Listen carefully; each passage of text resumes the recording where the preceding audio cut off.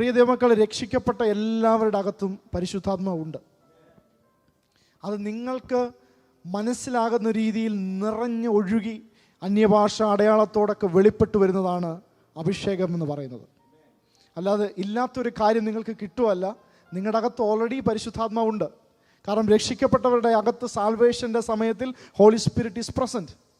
അപ്പോൾ അതിൻ്റെ അപ്പുറമായ ഒരു നിറഞ്ഞൊഴുക്കിൻ്റെ അവസ്ഥയിലേക്ക് വരുന്നതാണ് അഭിഷേകം.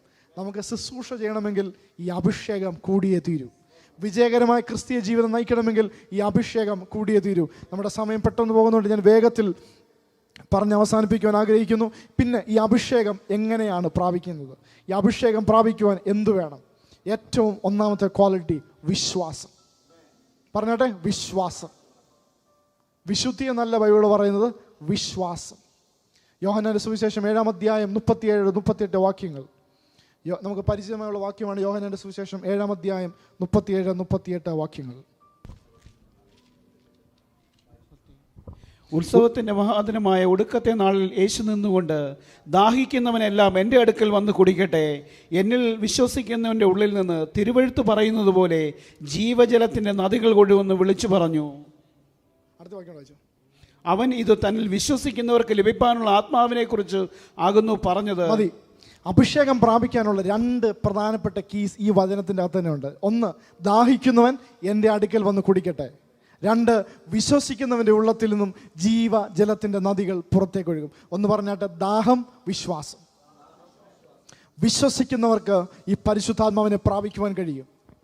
2, പരിശുദ്ധാത്മാവിനെ പ്രാപിക്കണമെങ്കിൽ നമ്മുടെ അകത്തൊരു ദാഹം വേണം. ആ ദാഹമുള്ളവർക്ക് മാത്രമേ ഇത് കുടിക്കാൻ കഴിയത്തുള്ളൂ. Hallelujah, hallelujah, hallelujah, hallelujah. ഈ കഴിഞ്ഞ ദിവസങ്ങളൊക്കെ ശുശ്രൂഷയ്ക്ക് വേണ്ടി അല്ലെങ്കിൽ അഭിഷേകം പ്രാപിക്കുവാൻ താല്പര്യമുള്ളവരെ ഫ്രണ്ടിലോട്ട് വിളിച്ച പല സഹോദരങ്ങളും വന്നു. പ്രിയ ദൈവമക്കളെ, ദാഹമുള്ളവരെ ദൈവം നിറയ്ക്കാതെ വിടത്തില്ല. ഈ വന്നവരുടെയൊക്കെ ശുശ്രൂഷകൾ ഇനിയുള്ള ദിവസങ്ങളിൽ നിങ്ങൾ കാണാൻ പോകുന്നതേ ഉള്ളൂ. ആമേൻ, ഹല്ലേലൂയ. അവർ വന്നവരുടെയൊക്കെ ശുശ്രൂഷകൾ, വന്ന കുഞ്ഞുങ്ങളുടെയൊക്കെ ശുശ്രൂഷകൾ നമ്മൾ ഇനി കാണാൻ പോകുന്നതേ ഉള്ളൂ. ഇതുപോലെ പല പ്രാവശ്യം കയറി നിന്നിട്ട് പല പ്രാവശ്യം ദൈവാത്മാവ് തൊട്ട പലരുമാണ് ഇന്ന് ശുശ്രൂഷിച്ചു കൊണ്ടിരിക്കുന്നത്.